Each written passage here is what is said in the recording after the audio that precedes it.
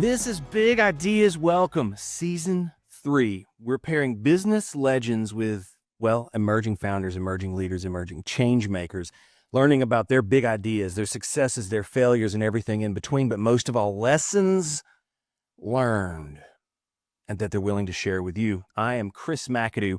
As always, honored to be with you. Today's episode, this is pretty fun. You got to find your people.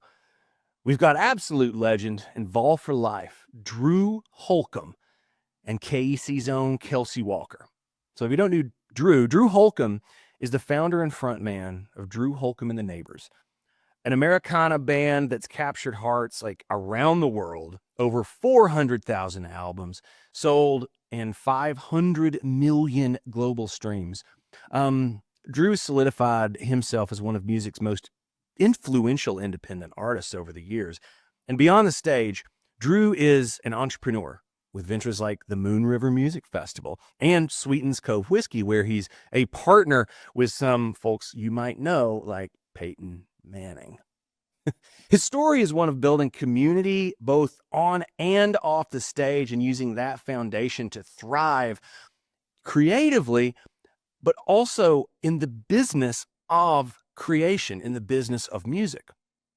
Kelsi Walker is a singer, a songwriter, a storyteller, and she's the director of communications for the Knoxville Entrepreneur Center. She's known for her raw, authentic voice, and her music blends soul and indie rock with deeply personal lyrics. Now, Kelsi might get mad at me for saying this, but her favorite in the whole world is Brandy Carlisle. So, Brandy, if you're listening, give us a ring. Hello at bigideaswelcome.com. Now, Kelsi's also a strong leader in the local community. She uses her platform to champion independent artists and musicians while playing a key role, making connections and creating opportunities for those artists, especially women, within the creative and business spaces. So in this episode, Drew and Kelsi discuss the art of building meaningful relationships. It's you think about the changing state of any creative industry, but especially music. They talk about what it means to really connect with fans, to collaborate with people, to have business partners, and how that community is the secret to long-term sustainability and success. From Drew's journey of touring and entrepreneurship to Kelsi's experience balancing music with her community work and her work with KEC, we dive deep into what it means to find your people. And once you found them, how to turn that connection into a lasting relationship, something that matters. Now, we also get to kick things off with a listener question from the one and only Benny Smith of East Tennessee's own WDVX, listener-supported community radio right in the heart of downtown Knoxville, Tennessee, otherwise known as the Maker City. If y'all want to learn more, visit WDVX.com. Lots to listen to, lots of things to do, and, well, Kelsi, Drew, let's get to work. Much as the life of a musician, we're switching up from the studio to the house to the kitchen and everywhere in between. We're talking to Drew Holcomb in the kitchen, where everybody knows him from Kitchen Covers. Drew, we're going to kick things off in Big Ideas Welcome fashion with a question from our audience, with a question from our listeners. And this question comes from none other than Benny Smith, the Marketing and Community Relations Director at WDVX. Awesome. Benny sends much love to you and Ellie. Yeah, send it right back to him. Absolutely. Well, WDVX and Benny pride themselves on local music, East Tennessee's own. And when you were coming up as, a local, as a student at the University of Tennessee, you had the Strip. You had these little bars where you could practice, you could, hone your craft. A singer-songwriter could gig. You think about this place in any college town, you got this chance to figure it out before you were, quote, Instagram ready, right? How important were those early days, those experiences to you? And what do you feel is the equivalent of that experience now for an artist coming up? Yeah, well, first off, not only were we not Instagram ready, there was no such thing as Instagram. So There wasn't even Facebook yet or MySpace when I started. So that shows you how long I've been doing this. But yeah, I mean, it teaches you a lot of everything. One, you're honing your craft and you're not good yet, but you have to get reps to get good. You're trying out songs and seeing what connects with people. And, at that point, there was no SoundCloud or, Spotify. So the only way for people to hear music was on burned CDs. And so that was how you get your music out there. And so I remember the first time I played a show, I made, had a friend take a photo of me, classic walking on the railroad track with a guitar, troubadour photo, and put my name in first place I ever played, which was Lucille's Barbecue down in the old city. And plaster it all over town and send emails to every single person that I knew, hoping I could get 40 to 50 people to come, which is about what it was, but I probably invited 400. So, but yeah, those reps are important, but they also teach you how hard it is to find an audience. And so while the means of communication have changed a lot since then, the message is still the same, which is you've got to get your name and your music in front of people in order to find out if it's any good. And that takes a lot of time. I mean, I don't know if it's still the same. Obviously, I think live music was one of the main portals for me of finding an audience, because it was hard to find an audience. Otherwise, there was no social media. Nowadays, a lot of young artists basically spend way more time on social media than they do going, playing out live. And some of that's good. Some of that I think is a missed opportunity. But it's the world changes all the time, and so I've been at it for 20 years, and so obviously there's been a lot of shifts in that time. Well, I mean, Kelsi, you're putting out a record, or actually by the time this airs, your record will be out. Yeah. And what are some of the things that, like, how are you getting to that audience that you feel, that you want to serve, that you want to be in front of? Yeah. Honestly, it is, for me, a kind of similar thing. Just hearing you talk, Drew, like, I have my first gig memory and of playing in between like a bathroom and a trash can and inviting everyone that I know. And it's like at a bar that's not there anymore. Right. And while you were talking, I was just remembering of like the song choices that I had for like, I think it was 3 hours that I had to play for the first gig. And just everything that I learned during that time of like what it feels like to have that connection between an audience while you're playing and being able to tell what's landing and what's not, and what songs people connect with and what songs people don't. For me, these songs that I'm putting out, I've kind of been playing them live for years, kind of in different markets and stuff, and really kind of honing in a sound that I hope kind of gets a response. I like the live show. I like playing. That's kind of the whole thing for me, is gathering people into a space. And so I think that it's a similar thing of just kind of seeing what lands in rooms of people. And when it comes to cultivating an audience, it's, for me, storytelling, it's a little bit of like a slower thing sometimes to like find your people. But I think it's just kind of like talking to whoever will listen to you about like the songs that you hope to create and the stories that you hope to tell. So. Well, the theme of this episode is find your people, which is from, I mean, you're familiar. And if for those of you out there who, maybe not familiar with Drew's, music, and in the same way that you guys remember your first gig. I remember mine. But you also remember the place you were sometimes when a particular song, an artist hits you, right? And you want to keep with that connection that is more relational than transactional. So, Drew, I want to talk into serving that audience. In a recent interview, you talked about how not only do you want to take care of your people and find them, but you want to super serve them, right? Yeah. And what does that mean to you, both as a musician, as a producer, as an entrepreneur? What has it meant to you to go do that quote unquote customer discovery process? And how does that lead you to make better decisions towards your process and what you're going to do now? I think that one of the biggest pitfalls of any sort of young creative or entrepreneur, anybody who's starting out, is they want the whole world as their audience. You want everybody to be a fan of your music. You want everybody to come to your restaurant. You want everybody to buy your retail item that you've created. And so what I learned, pretty early, was that not everybody's going to like what I do, or they may just be sort of passively interested, and that's okay too.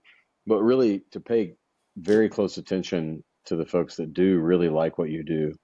And so I think the way that sort of manifests itself is when someone sends an Instagram message with a story about how a song of mine soundtracked their wedding or their father's funeral or their high school graduation, as best I can to just say thank you, or to like their comment, to say I appreciate that, to try to make a one-to-one connection with anybody who's taken the time to acknowledge my work and acknowledge the impact that work has had on their life. And there was somebody tell me early on, if you can find 1,000 people to spend $100 a year on your music, meaning tickets or t-shirts or whatever, you can make a living doing that. And that's proven to be true for me in a lot of ways. Thankfully, we've been fortunate to have more than 1,000 fans. And in the Spotify era, sometimes it's hard because I think it's hard to gather momentum on streaming services. Mm-hmm. But those people, it says, somebody can go and look and say, you've got over 1 million monthly listeners. Wow, that must be so amazing. And yes, it is amazing, but it's also really amazing to have 3,000 monthly listeners. That means 3,000 people every month are tuning into your music. That's a lot. It's something to build off of. And now it's harder to monetize than it was back in the day, the smaller number of people, but there are ways to sort of spend your energy on the people that are already paying attention. Hmm. And because your biggest mouthpiece for your creative work is going to be people who already believe. You're much more likely to listen to someone's music if you're riding the car and somebody says, "Hey, have you heard this song by Kelsi?" than if Kelsi's like random Facebook ad shows up, Right. and you've never heard of her before, right? If it's not targeted sort of marketing or targeted connecting with people, then sometimes it just sort of flies off into the ether unpaid attention to. But so for us, the way that looks nowadays, it's the way we think through our VIP options for touring, which you have to build the sort of infrastructure and fan base to merit even having a VIP option. But it's we have try to really think through and deliver that kind of stuff. And when people tell me like, the mugs you used, the logo's coming off, it's like, well, let's pay attention to that instead of just it's like maybe we should talk to the manufacturer just to take good care of people, as treat them as customers in some ways, while also recognizing that music is not just a sort of commercial transaction, but at the same time you can take a lot of lessons from the sort of customer service world on how to take care of folks that are already paying attention. Hi everyone, I'm Kelsi Walker. I'm the Communications Director for the Knoxville Entrepreneur Center.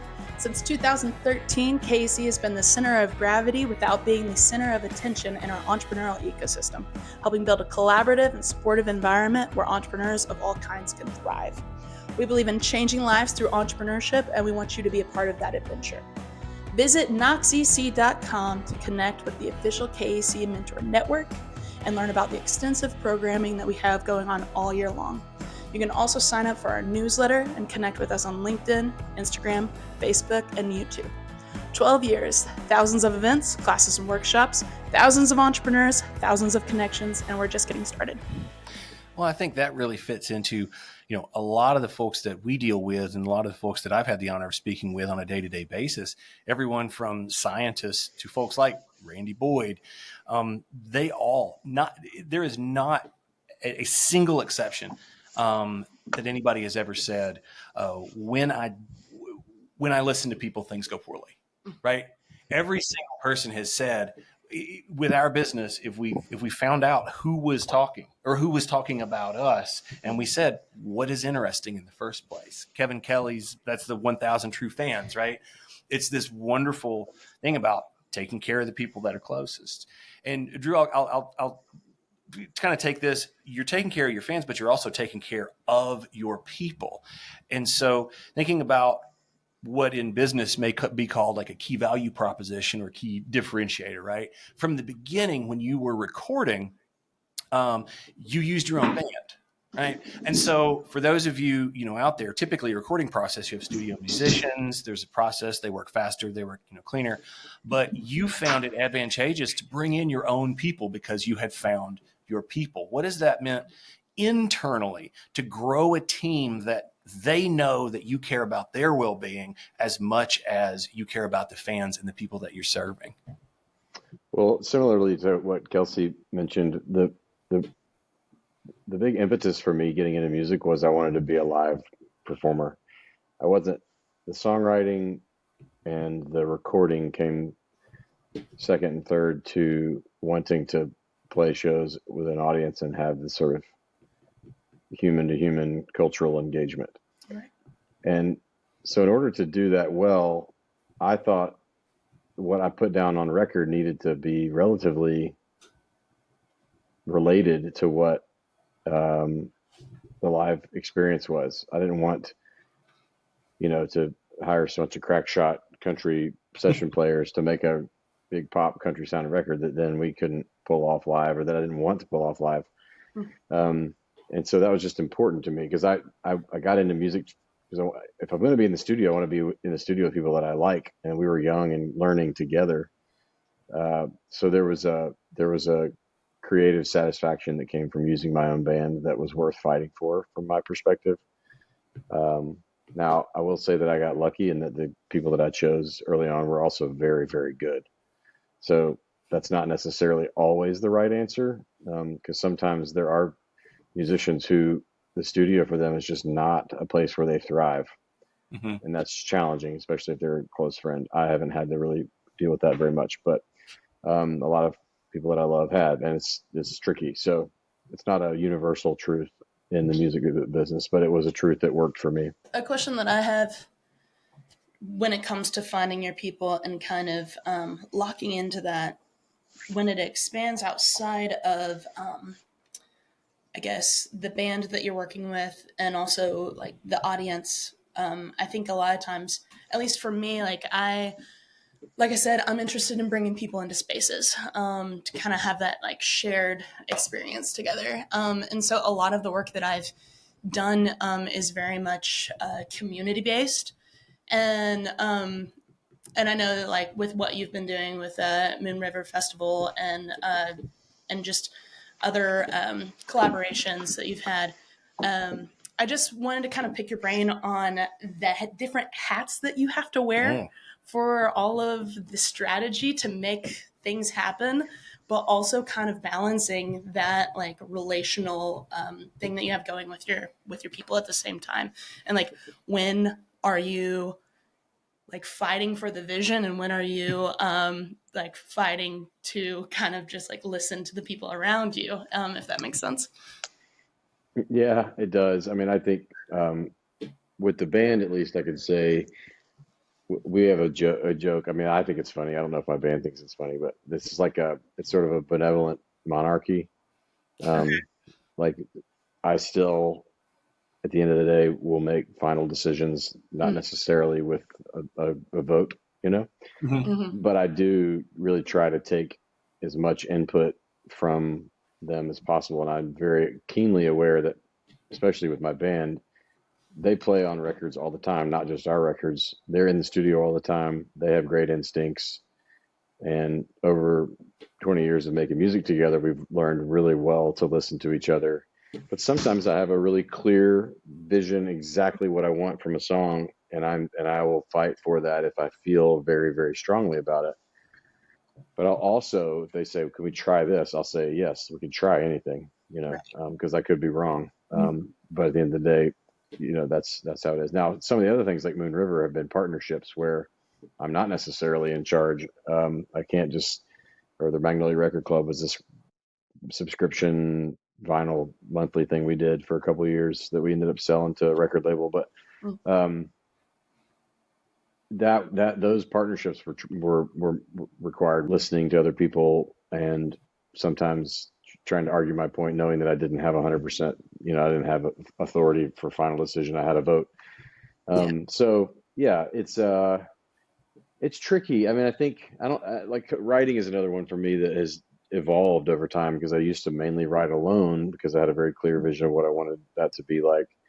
But then sort of hit a wall in like 2017, 18 creatively, and decided to start co-writing with my band, and then also with some outside people, Johnny Swim. We did an EP together, and it really opened up a whole new creative thing for me. So I think it's about personal growth, like always growing and always changing and always listening.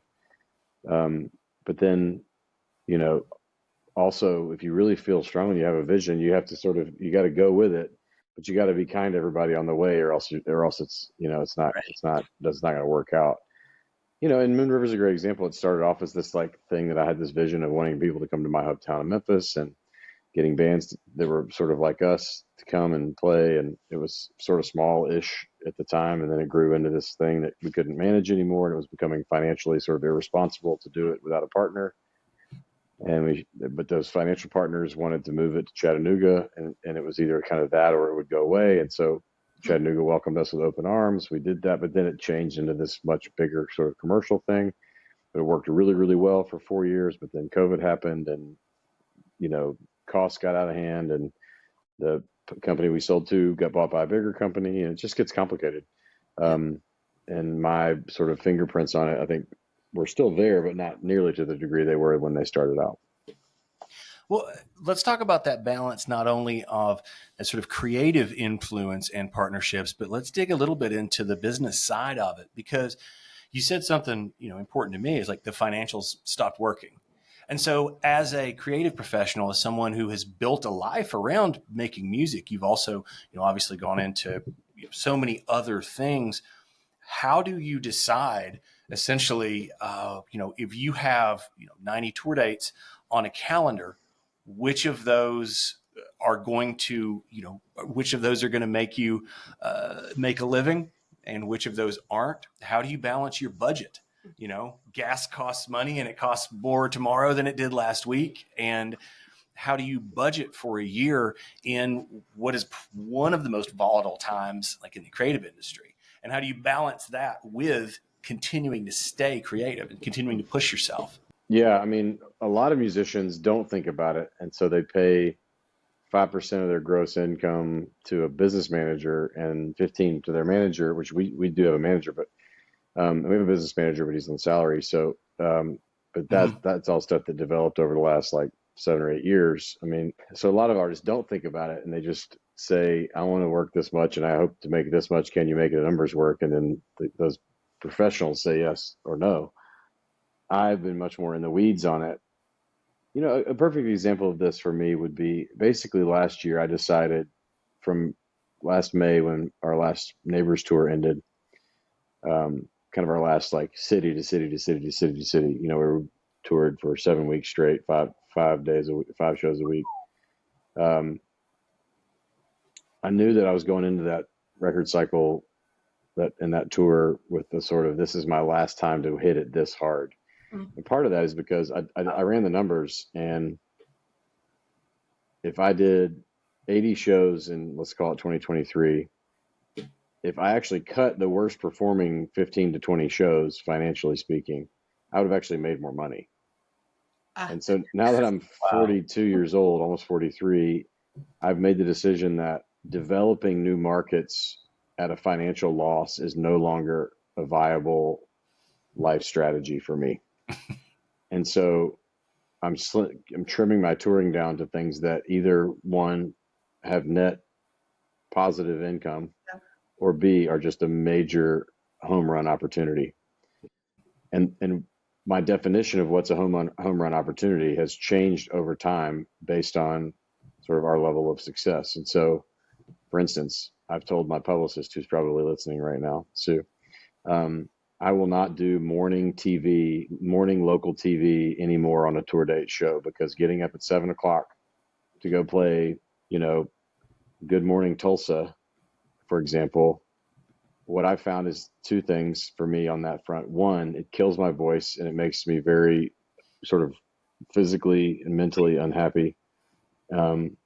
Two, I've generally found that it doesn't move the needle that much. That people, generally speaking, if they're up at 7 o'clock, they don't want to also be up at 9 o'clock to go to a rock show. Now, if it's Good Morning America, that's different. If it's Kelly Clarkson, that's different. But I, just learning to say yes and no to things in your life is very important, because like it is a business at the end of the day.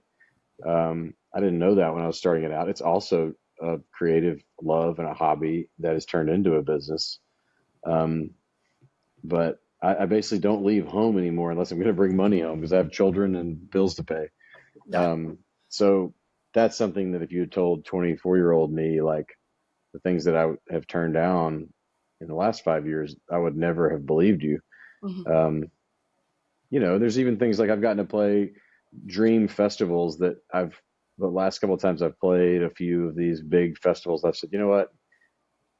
We're not connecting with this younger audience in a way that is worth basically breaking even to blow a summer weekend.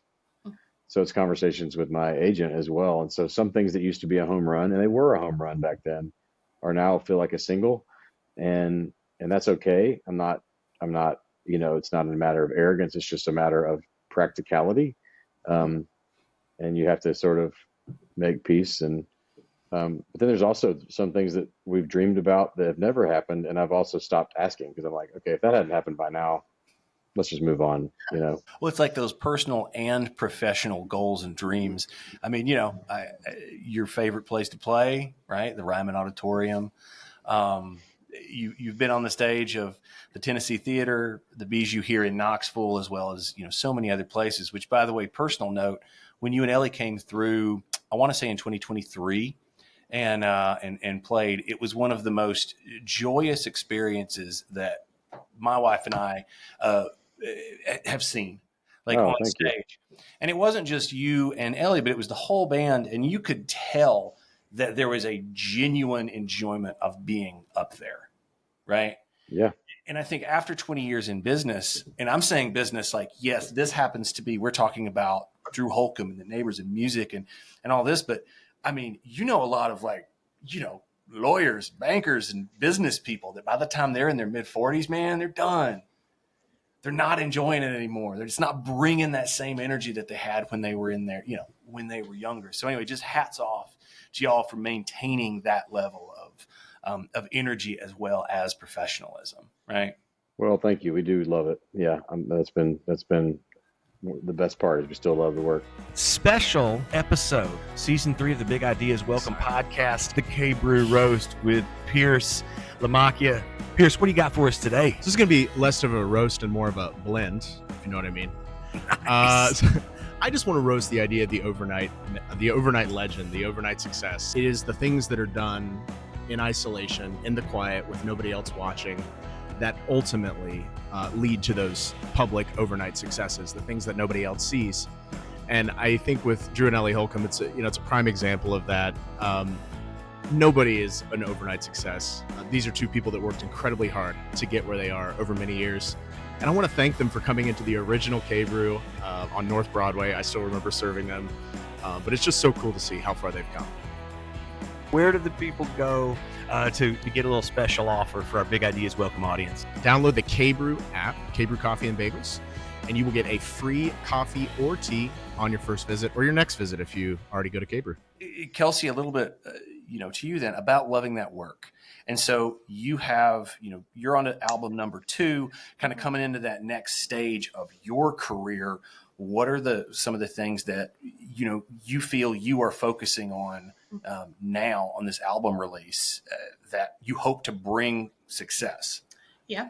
I would say it's really interesting hearing you talk, Drew, just of what is a home run, or what used to be a home run might be a single. So where I'm at is kind of like early stage of I can play Knoxville as much as I want. I get a lot of calls to kind of be like local support. And kind of at some point realized like the more that I was playing here, the more I was killing my draw, the more that it wasn't sustainable and I wasn't moving forward. And so where I've kind of been in the last, like really the last year is like finishing up a record, but also like looking, playing regional shows, trying to figure out for myself, like what makes sense in kind of the practical ways that you're talking about of like, I want to take a band on the road, but also, oh my God, like where I'm at right now is just like, where are they going to sleep? Who's going to feed them? Like, am I going to feed them Taco Bell? Really? Like that kind of conversation of just like where I'm actually at. And I think the thing for me is kind of seeing like what markets make sense with a band, like what are my resources in a specific market and what is the time or like money spent for that, and is there a payoff, like kind of anytime that I'm in Nashville, for sure wanting to be polished, for sure wanting to like give my best show, and then also like I have a good enough network there to like house people and stuff. And then also when I'm thinking of like album release stuff, it's like, okay, I want to get into markets that I haven't been to. It really is just kind of like getting into a car and getting like exposure. And that's like reaching out to people and really kind of making those asks. Like, I think for me, I'm like discovering a lot of like what you should ask for and what you shouldn't. Like, I'm just kind of like playing dumb maybe a little bit of just kind of reaching out to a lot of musicians in different cities that I've never played in and just learning from them. And so excited to kind of like do that, but mostly just kind of working on those connections again of like, what does it look like to expand outside of the city that you're in? Yeah, for sure. I mean, so Kelsi, how much I'm just curious, as sort of a developing artist, how much does the sort of social media piece play into your planning and developing? What's funny is I'm in marketing, like as my job in communications. And so like I should do more than what I do. And also I think since that's my background, like I sometimes revert to face-to-face conversations and more so kind of like long form storytelling. And but yeah, like it's definitely something that like I did an album fundraiser. The first time that I did an album fundraiser, I basically paid for like all of the record cost up front. And then by the time it was out, I had no money left to spend on marketing and all the things that like when you put your first record out, you don't know how to do anything. And so this time I like bootstrapped the record and then did a fundraiser to kind of have like a budget to be able to work with on like the back end. And so it's funny, it's just kind of like during that time, like socials, it still felt like more so using socials to speak to my community though. I think like for me, socials is really just kind of like staying connected to the people I'm already connected to. And I want to use that, like if people do discover me as there's something there that's like worth kind of like connecting with if they do discover stuff.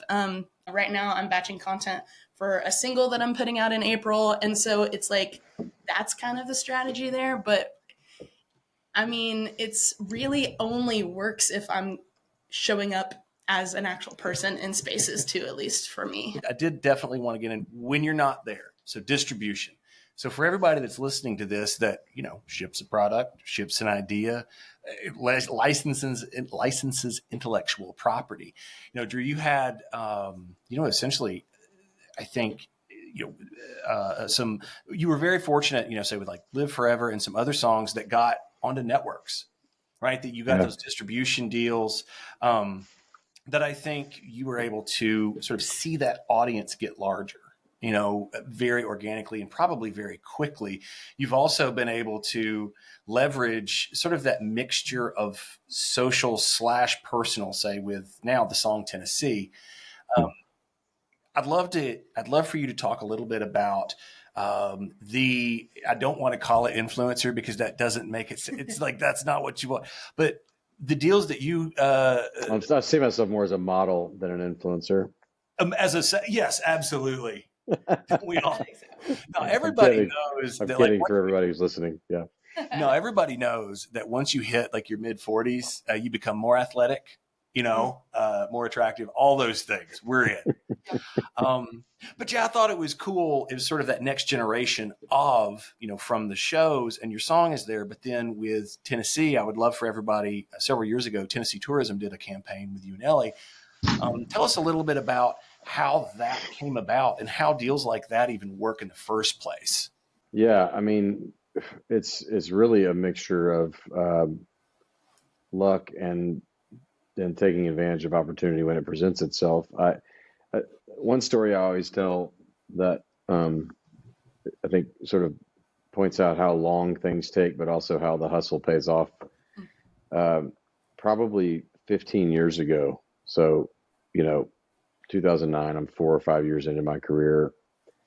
I was playing a show in New York, tiny place, maybe sold 40 tickets.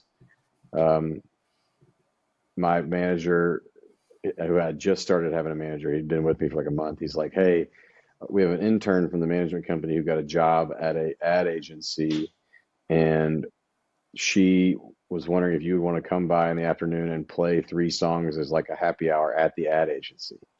And I was like, "Okay, sure." And I went and did it, and it was literally like 10 to 15 people, of whom 90% of them were interns that came to hear me play. None of them had any decision-making power, and I kind of was like, "Man, that was a waste of my time," is how I felt about it. But I did the work, and I said hello to everybody, took a few pictures. People are like, "Wait, what's your name again? Let me write it down," Yeah.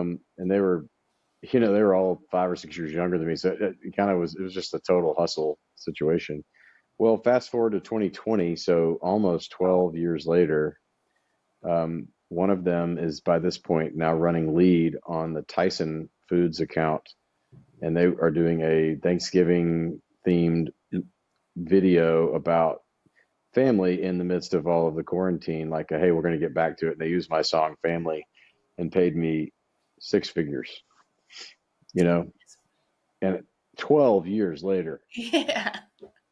and so in some ways that's, I've just done enough. Like I always tell people, if you can wake up in the morning as an independent creative and do one creative thing, but then 10 small like business things, and if one of them sticks. So for me, starting out, that was I would send 6 emails to artist managers who I liked and say, "Hey, I saw you're playing in this town. Could I open? I'll do it for free. Yeah. I'll show up by myself with my guitar and I'll do it for free." Or, "Hey, I saw you work with so and so. I'd love to send you a CD." Or, "Hey, I love your music. I'm playing in your town. Would you come out to the show? I'll put you on the guest list." Just like sort of nonstop hustling, and that has paid off for me in the long run. I do think that the reason it connected, though, to your point, Chris, was that the songs I was writing were personal enough, and I think we're getting better and getting good at a time when the hustle was really starting to click. Mhm. That the songs connected. And a producer told me something that I think is one of the most true things I've ever been told. He said, "If you write the right song, it'll do half the work for you." And that's what happened with Live Forever. Is we went from playing to 30 to 40 people at $5 to $8 a head, and a year later we were selling 250 tickets at $20. Heck yeah. And it's just that song just connected with people in a way that nothing had before. Wow. I used to play Live Forever on a guitar Come around on. campfires with my friends, and that was one of the first songs that I ever was like, I'm gonna sing this in front of people. And so Wow, very very honored by that. That's yeah, awesome. for sure. Yeah, that's awesome. I wanted to ask, so fast forwarding to now, and I have a hunch that it's the same equation of things, that it's just you keep going every day. I literally had a conversation yesterday where I was like, I know that right now I just need to do something every day to keep the ball moving, whenever in the direction that I'm heading. And so I hear you talk about kind kind of the hustle and the showing up for things. And the big, like, looming cloud that tends to, like, distract me are, like, the numbers, right? Like, so there's the hustle, there's the being part, like, in front of people, and the connecting to people, which I know I'm good at, and I'm good at playing shows to people. But then, like, the Spotify numbers and the, like, all the things that you should put on a one sheet. Mm-hmm. And so trying to figure out, like, how to kind of hustle but pitch something that is currently in need of growth right now. Yeah. Any advice to young artists that are in that position? Yeah. I mean, just practically speaking, I think that building a handful of markets where you can sell hard tickets is the biggest mover of the needle as it relates to getting other bigger opportunities and getting support slots that make sense, that are, like you said, because if you only play Knoxville all the time and it's always soft ticket, like eventually people just go, oh, I can see Kelsi whenever I want. Yeah. You got to create a little bit of scarcity, while you build those markets, and it takes a minute to do that because you can't play it every month. You got to play them. If you're playing them every 3 months, you got to make it every 6. If you play them every 6, you got to make it every 12.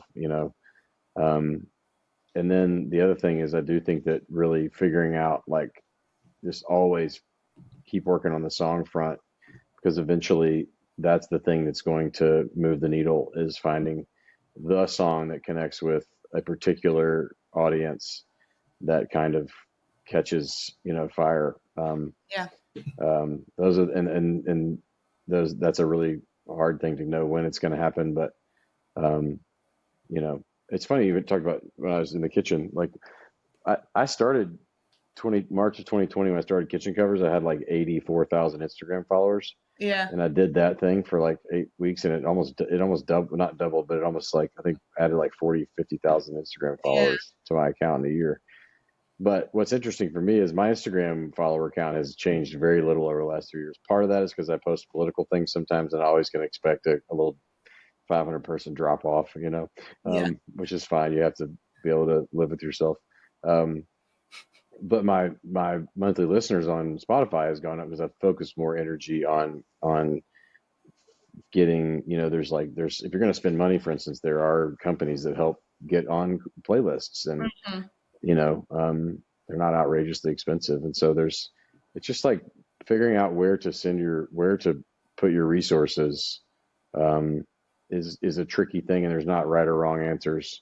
There are right or less right answers, but so what works for one person may not work for another, and vice versa. So I'm always like hesitant to give, this is the key, but I do think that the key is the right song. So, I think it's probably, in some ways I can give that advice because I haven't listened to your music yet, which I'm going to as soon as I get off of this. But I'll send you the new record. Yeah, please do. Please do. Well, and to sort of bring things to a close, Drew, man, thank you so much for your time. Yeah, of course. Not only for us today, but your time and attention, and a career that continues to grow, and a career that's been well spent. And before we go, if you were able to talk to, 22-year-old Drew, or that 22-year-old Drew that's out there now, is there one thing, is there a quote, is there a lesson that learned that you would like them to take with you that you wish you had had? Yeah. I go back to the song. I spent so much time trying to chase an audience before I had the right songs, that if I had spent more time on the songs on the front end, I think my career would have accelerated at age 25 instead of age 30.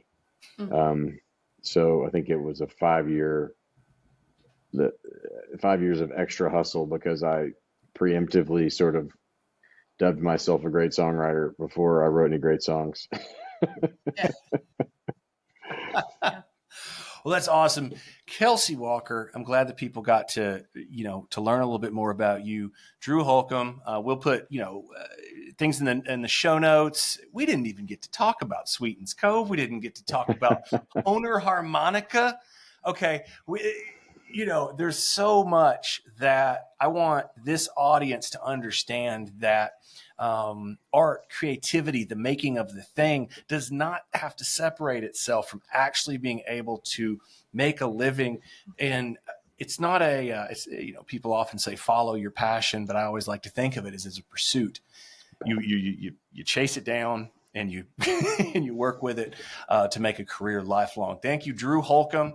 Thanks, Drew. And thank you. Yeah, Kelsi. nice to be with you guys. Thank you for having me. All right, y'all. This is Big Ideas Welcome.